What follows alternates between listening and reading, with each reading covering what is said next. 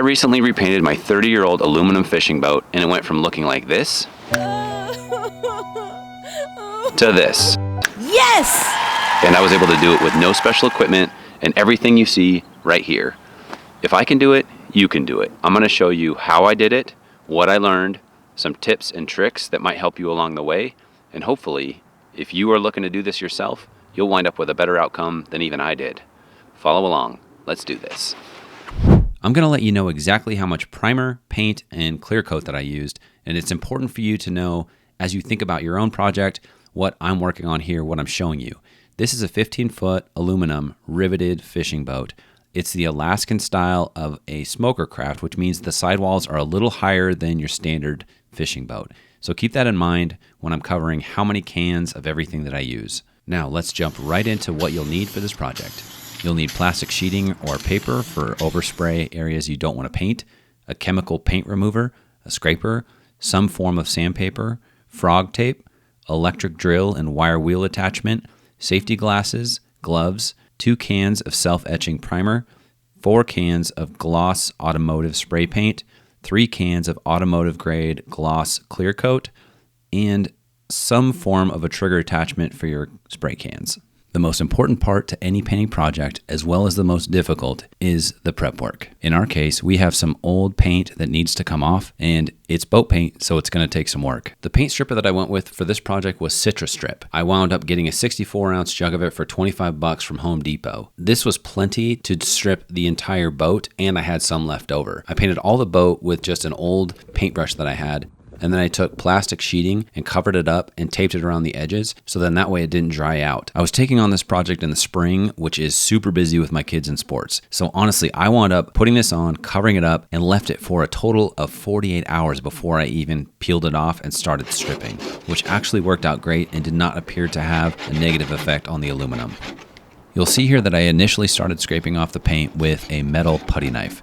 It had a good solid backbone, and most of the paint was coming off. I would say that I got roughly 50-70% of the paint off with this method. The difficult areas was where the boat had decals prior. So I wound up using a razor blade type scraper to scrape off the decals.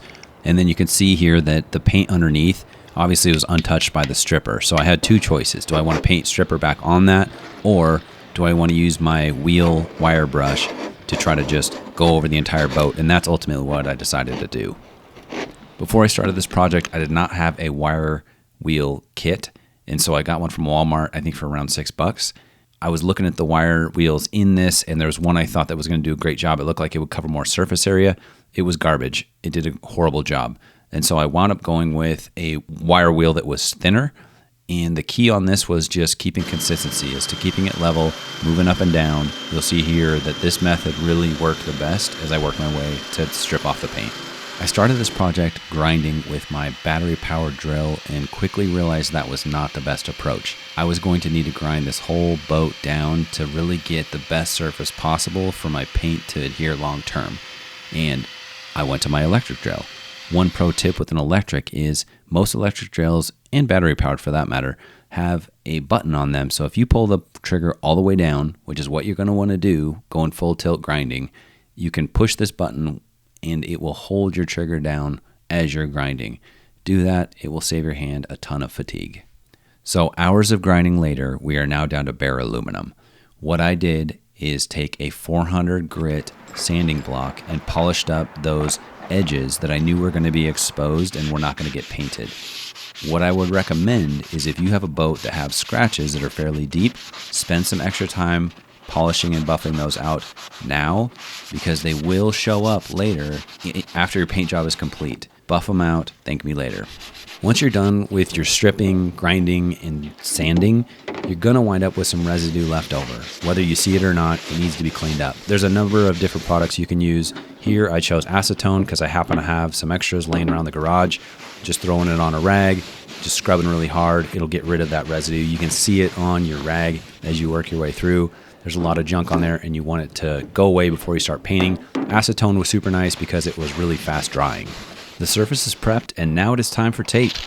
You'll see here I opted for frog tape. I've used the blue painter's tape on a lot of different projects, and I didn't really have a reason to switch other than some buddies and some videos I saw spoke really highly of it. So here we go. We're giving it a shot. Spoiler alert, this tape did a great job. When I peeled it off, it left a nice clean edge. Where I was taping on a curved edge, I didn't try to bend or wrap the tape around that edge. You'll see here I broke out smaller sections and just kind of overlapped them to make more of a clean line. All right, we officially have the tape done and all the prep work. So you'll see here the plastic sheeting is down. Anything where I'd get overspray on the trailer is all covered. So we're ready to start throwing down some primer. Now, I already said this once, but I'm going to say it again because it's so important. Go with self-etching primer on bare aluminum. It's going to do a much better job of adhering to that metal, and it's going to cover up some of the imperfections that you're going to see in an old boat. It just happens, right? I am no paint expert, so that is my disclaimer. But what I do know is it's better off to go with multiple thin layers than it is trying to do it all with one big thick layer. You'll see throughout this project I had no runs because I opted on the side of thin versus thick, and I think you'll wind up with a better project in the end if you do that too. On this project, I did 2 light layers of this primer, and it did really good coverage with the 2 layers. I was really happy with it and ready to move on to paint. You'll see here also one other pro tip. If you've got a boat that sits low like mine does, having knee pads on saves you a lot of pain as you're down there getting close to the boat and getting a good angle on your spray.